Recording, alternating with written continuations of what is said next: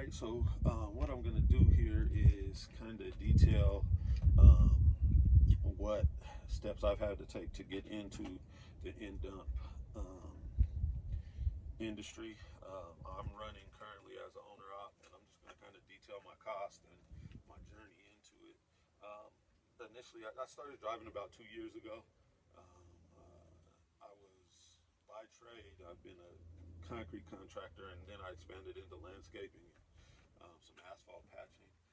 So that's been my profession for since my early 20s. So about 20 years. I injured myself, not in a work related incident, but I tore my Achilles and I was down for a while, and I couldn't I couldn't work. And while I was down, I um, I started exploring, truck driving. I had a couple buddies that did it. I always had trucks and tractors, so the backing, handling large vehicles, even though the scale that I was driving on was much smaller. Backing a small truck and trailer is easier than I mean harder than backing a large truck and trailer. So I ended up getting my CDL, um, and what I did initially is I bought a 2015 Kenworth T660 sleeper with a Packard in it and a dry van. Um, and I ran that initially. I was just picking up loads off the load board. I did a little bit of state to state, but most of it was in town. I got kids, and I'm not really able to just leave for long amounts of time. So I was doing all right. I worked about 7 or 8 months, just running loads, mostly like I said locally, just hustling loads up off the load board. But what happened was my truck broke down on me. I got it to the shop. They said it was one of my injectors was blown, so got that all fixed, and that was expensive, like almost $5,000 or something like that. And I went and picked the truck back up a couple weeks later, and I drove off, and it shut off on me again when I was maybe like 5 minutes from the shop. So got it back to the shop. They looked at it again and determined that my head was actually blown as well. So um, it was during COVID. The head, the replacement head was on. They were all on back order, like nationwide, um, like 5 or 6 months. So basically, that put me down for between the part actually being on back order and then also um, just the monetary part. Like it put me down for nearly a year. Like I just went back, did concrete work again. Um, when the truck finally did, was fixed and ready to go, I went and picked it up and just put it up for sale immediately because I knew I wanted to get into end dump work. A buddy of mine, I had seen him, in the middle of the summer when I was running my dry van, and he asked me how things were going, and I hadn't known he had drove end dump work because he had actually delivered me some rock before. Um, um, like on a landscape project or something that I had. But I told him, it was like it was a pretty good day for me. I think I had made like over $1,000. I had ran 2 or 3 loads right around town, and I was kind of proud of it. And he he showed me, the company that he works for has an app, and it shows them every time that they run a load how much they're getting paid for it. He had made like over $1,800 just that day. And I was like, damn. And then he was, kind of telling me how it was set up. What I was doing was I was getting up, hustling loads off of the load board, like 3, 4, 5 o'clock in the morning, and then going out to run the loads. I was doing that pretty much every day of the week, Saturday and Sunday included. Like I would just get up and try to book loads. Um, and he got just basically a dispatch. He was running the same places every day, which isn't the case always. You depending on the company you run for, you may be going to anywhere. But he was running for a company that um, runs to concrete company. So he goes from the quarry straight to a concrete company, dumps on level ground, dumps on concrete surfaces. So he's not worried about any tip. of the trailer, and that just sounded so much easier to me. So that's what kind of initially got me interested in it. So I put my truck up for sale. I didn't have any bites. I ended up finding a dealership in Montana that had a truck that I was interested in. A couple things that I did my research. I wanted to get a day cab because running an end dump is all about how many tons you can carry. So I wanted to get a day cab to keep my weight down, and then also just for the overall length. Like if I'm running right here in town, there's no need for a sleeper.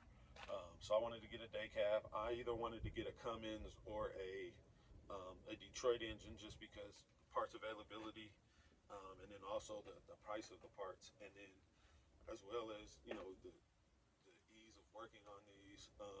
It was just cheaper because they're more common. As you can see, I'm standing in front of my truck, which is a Freightliner. So I found this in Montana. My truck was a 2015 T660 sleeper with just under, like right around 400,000, a little bit under 400,000 miles on it. This truck is a '09 day cab. It's a Columbia, Freightliner Columbia. Had 370 on it when I got it. Had all virgin rubber on it. It was a port truck in California, and that's kind of the background that I had on it. It has the Detroit 60 series, the 14-liter, 515 horsepower, and it's kind of I wanted a Cummins, but this was something that I was willing to take as well. It was Detroit or Cummins is what I was thinking. Cummins was a little higher on my list, but I have this truck now and I'm happy with it. One thing that my buddy told me when I started searching, he was like, "You want to get something with with around 500 horses, just so that you can move this weight." We're running with overweight permit as well, so that was one thing he told me, like, make sure you get at least 500 horses, and that's definitely some advice that I would give everyone. Like, you don't want to go with the low horsepower truck, especially if you're moving, running on the overweight permit.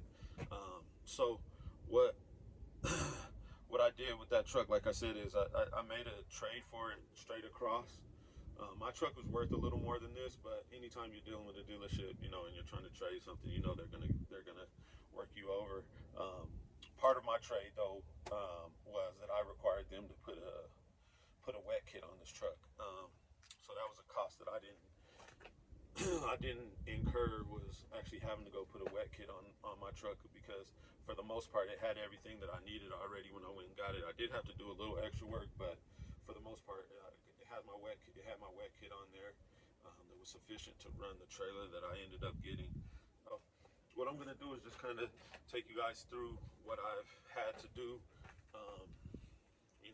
what I've had to do to outfit this to run a end dump, and I'll show you my whole setup, my end dump trailer, what I've done to outfit the truck to run it, and I'll just let you guys take a look at everything. All right, so once again, like I said, it's a 2009 Freightliner Columbia. It's not like a perfect truck or anything by any means, but it's good enough for me. I'll tell you that. It's pretty clean inside. I guess we could start inside. So this is one of the initial things that I did was get a CB. And what I'll do is I'll be putting, the cost of everything as I go through this video. So I installed the CB, had to get this microphone and this little tether here. Also got an external speaker for it. I had to put my aux cord in and get an antenna, as well as this little bracket. So that was one of the initial costs that I incurred. I had a tower in here, but I didn't like the tower that was in here. This tower has two different type of safety features to it. So this is my tailgate control, and it has this little cover over it. So after I cover it, I put that down, and then I don't accidentally hit my tailgate control. This is also a this is the to activate my PTO, and it has this little switch so that when I start to dump with my trailer, you know, as soon as I click it back here, this red will click back. I mean, as soon as I start to drop it, the red drops back and basically turns the PTO off, so that the you know, the trailer's not going up in the air accidentally as I'm going down the road. We've all seen those kind of videos. So this was another cost that I incurred as you know, on my initial startup. Back here I did several things. As I said, like, you know, my PTO was, you know, part of the initial deal. But what I didn't have on my PTO is on my initial control valve, I didn't have, for my trailer, I have a electric tarp and also an electric tailgate. So I didn't have the controls to run that. So I did have to take it to a trailer company, and they wired me up right here.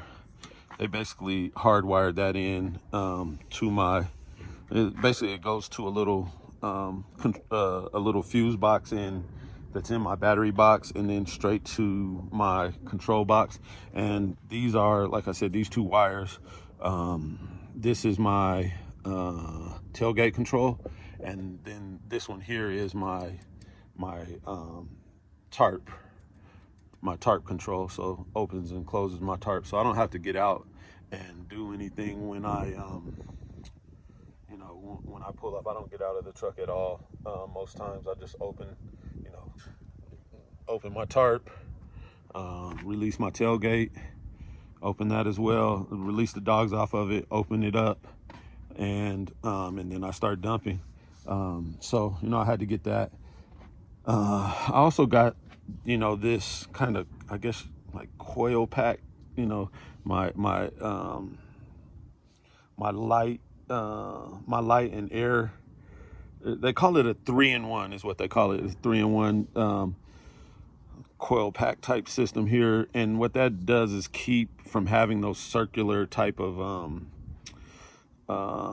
air lines. You know, those aren't good in this application, because, you know, you don't want anything dragging, and then you don't want anything dragging on your on your deck right here, because what it'll do is it'll run a hole in it. So I got this 3-for-1, switched it out, and you know, hung it on these pogo sticks. That's another cost that I have, is these pogo sticks. You know, I use one for my 3-for-1, and then this one here I use to, you know, to elevate my cable, my tarp switch and tailgate switch, and then also my hydraulic line. I keep that elevated as well. Basically, I try to keep everything from rubbing on my deck. So as I drive, you know, during the day, it'll kind of, you know, everything will work down a little bit, and then in the morning, like as you can see, you know, that one's basically on my deck right now, but it does have a protective casing on it. As you can see, it's wrapped up in that plastic, you know, so you know, that rubbing isn't my actual hose rubbing. But when I want to get it up, I'll just, every day before I take off, I'll just feed that line back through a little bit. Kind of hard to do while filming, but I'll feed that line back through a little bit, and as you can see now, it's, you know, it's elevated. Same thing here. All I have to do is just kind of pull this line back through a little bit, and then everything gets, you know, is back up and off. So those were a couple costs that I incurred here. I also had to, you're also going to have to get they call it a blocked or pinned fifth wheel. And as you can see, this fifth wheel is sitting basically dead level. Most fifth wheels, you know, rotate. They have the swivel function, and that's to, you know, so that there's a little give when it's hauling the drive ends. As you can see, you know, if you know the drive ends, they just have the kingpin coming down. There's nothing in there. The thing with these dump trailers is, these end dumps is, their trailer, their hitch actually does the swiveling itself. So you won't want a, you can't run a fifth wheel on your truck that's not pinned or blocked, because the two fifth wheels, they'll be fighting against each other, and that won't work. So if you can kind of see on mine, I have like a bolt system on mine, and I bought this fifth wheel off of Facebook Marketplace. A guy had it. He was running an end dump trailer, and he switched to a side dump. So he had to go back to a conventional fifth wheel, and he had this for sale. I ended up just kind of getting this.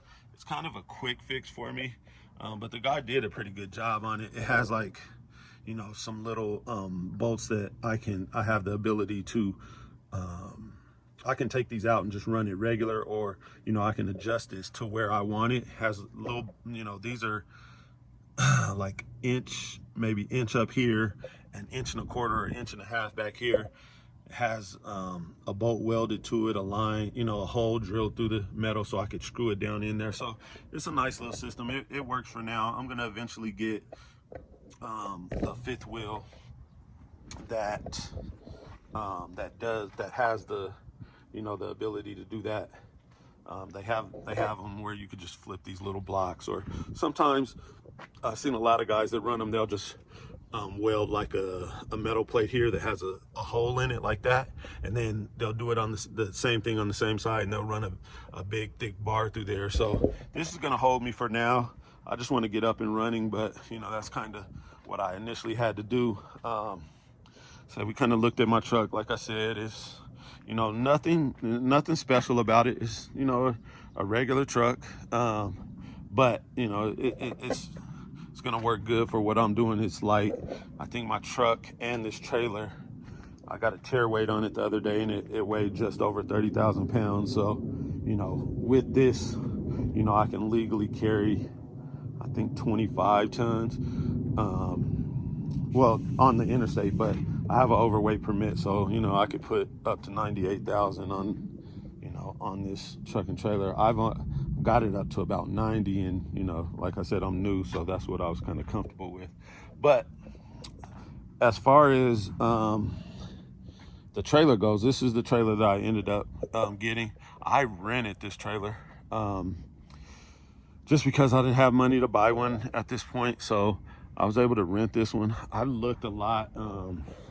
I looked around a lot, and out here I saw anywhere from, like $2,000, between $1,000 and $2,000 on rentals of, this is a steel body half round end dump, and that's kind of the pricing that I saw out here for these.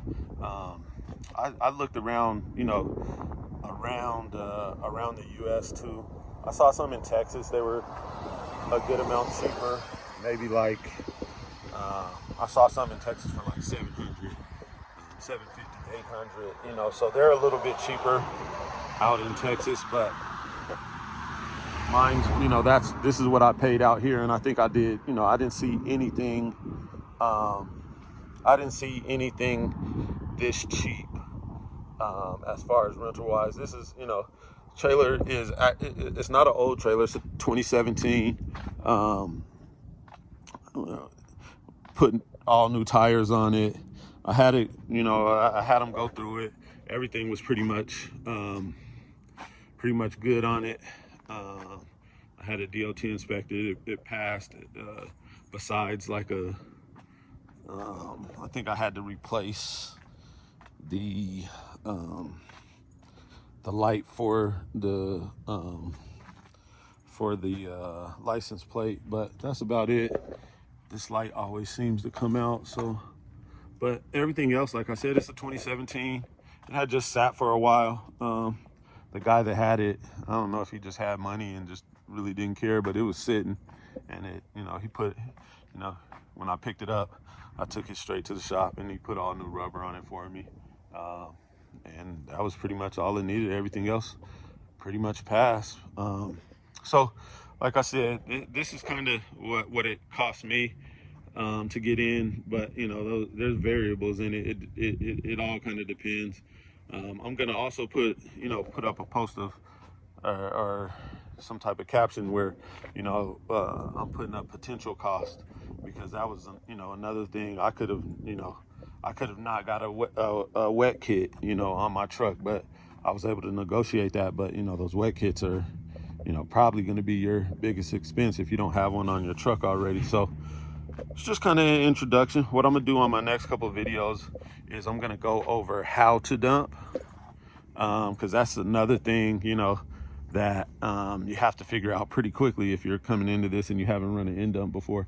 So I'm gonna go over how to dump a dump trailer, the steps, the process, and just what you want to watch for to make sure you don't end up with this trailer on its side.